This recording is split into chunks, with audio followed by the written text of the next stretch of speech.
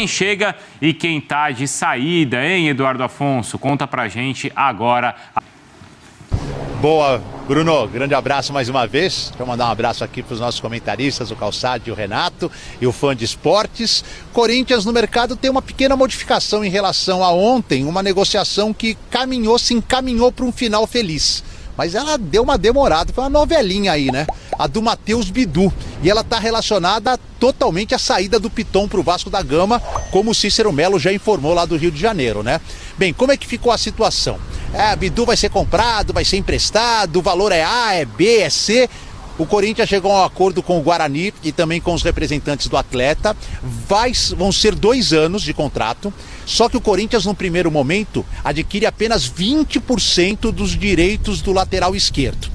Ao final de 2023, se o Matheus Bidu bater algumas metas, jogos, participação de minutos, tudo mais, o Corinthians obrigatoriamente terá que adquirir uma outra fatia desses direitos. E aí, ao final de 2024, será resolvido se compra o restante, compra 100%, se não compra, enfim. Mas obrigatoriamente acontecerão metas a serem batidas pelo jogador para que o Corinthians compre outra parte ao final de 2023. Bem, com a chegada do Matheus Bidu, que deve ser anunciado a qualquer momento de forma oficial, o Piton fica liberado para ir para o Vasco da Gama. 60% dos direitos por 3 milhões de euros. Bom negócio para o Corinthians, que ainda mantém 40% do jogador, caso ele mais tarde exploda, vá para a Europa e renda aí dividendos para a equipe corintiana.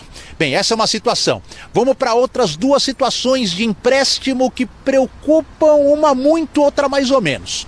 A do Maicon preocupa muito, sabe por quê? O contrato dele termina agora 31 de dezembro e ainda não ocorreu acordo entre Corinthians e Shakhtar para a extensão do empréstimo ou para uma compra em definitivo. O jogador está fazendo a pré-temporada com o Fernando Lázaro e a sua comissão técnica, mas não tem certeza que estará em 2 de janeiro na reapresentação no começo da preparação final para a partida inicial do Campeonato Paulista. O Corinthians tem aí uma semana, um pouquinho mais, em meio a festas, Natal, Ano Novo, para tentar resolver esta situação. Outra situação que só não preocupa tanto, porque o contrato de empréstimo termina na metade do ano que vem, é a do Yuri Alberto, que pertence ao Zenit. A gente vai trazer um trecho do que Diego Alves, presidente do Corinthians, sobre este caso.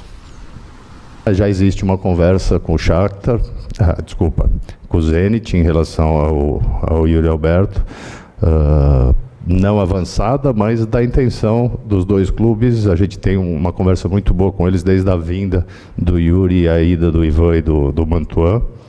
Então, uma relação boa, uma conversa boa, a intenção existe e a gente está tentando achar aí a forma de fazer, mas todos os esforços do Corinthians vão ser em cima disso, dessa permanência, da permanência do Michael e também de reforçar aí mais 2, 3, 4 atletas. Muito bem, tá aí o Duílio. Esses 2 jogadores do Corinthians que estão no Zenit, o Mantuan e o goleiro Ivan, aquele da Ponte Preta, era da seleção brasileira de base, chegou a servir a principal, mas no Corinthians não teve oportunidades. Eles podem ser aí o fator determinante numa negociação com o Zenit para a permanência em definitivo do Yuri Alberto. Por enquanto, só o Fernando Lázaro e sua comissão técnica e o Romero que retornou. E aí eu vou deixar para vocês o sonho. O sonho é o Felipe Coutinho. A situação é difícil? Muito. Olha, de um dia para a noite? Não. Ela é extensa, ela é demorada. O Corinthians está monitorando. Mas a grande pegada é esperar o dia 10 de janeiro, reabertura da janela europeia. Porque o Aston Villa também está em compasso de espera. Se surge uma proposta muito boa de algum clube da Europa, o Aston Villa pode negociá-lo com a Europa e o Corinthians sai do páreo. Se não surgir nada, pelas conversas iniciais que o Corinthians tem com o staff do atleta, com o Kia e todos os demais que trabalham para o Felipe Coutinho e com o próprio Aston Villa, aí pode ser que essa expectativa e essa ansiedade do torcedor, Bruno, cresça muito para o começo da próxima temporada. Mas volto a dizer, não é uma negociação que começa hoje e termina amanhã. Ela é tão complicada que ela demora um tempão, principalmente por esse motivo da janela só no dia 10 de janeiro, Bruno. Tecnicamente, o Coutinho é um jogador que é acima da média. Pensando nele no Brasil aqui, querendo e tal, beleza, ninguém questiona isso. Coutinho nos últimos anos, lesões, que acho que é um dos motivos de ele não conseguir ter sequência. Agora vamos olhar para o elenco do Corinthians. de maneira bem clara.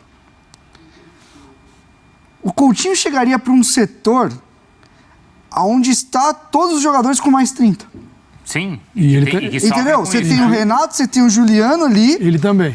E aí muita gente não fala o Paulinho. O Paulinho é mais volante. É que a gente esqueceu, né? É isso. A gente, ele tá nessa conta que o a gente falou durante toda a temporada passada de um elenco desequilibrado que tinha jovens em transição profissional e jogadores numa parte física já em declínio. Você não tinha o miolo. Tanto é que o Corinthians melhora quando ele traz um Fausto Vera, que é um jogador que é jovem, mas já está numa formação mais constituída, e quando traz o Yuri Alberto, que é outro jogador que é jovem, e o Maicon mas já seria tá esse formado. cara, mas o a contusão Maicon. tirou do jogo. E o próprio Roger Guedes, né? E aí você vai gastar o feijão, que você vamos dizer que o Corinthians tem feijão para trás, tem grana para pegar um jogador que nem o Coutinho.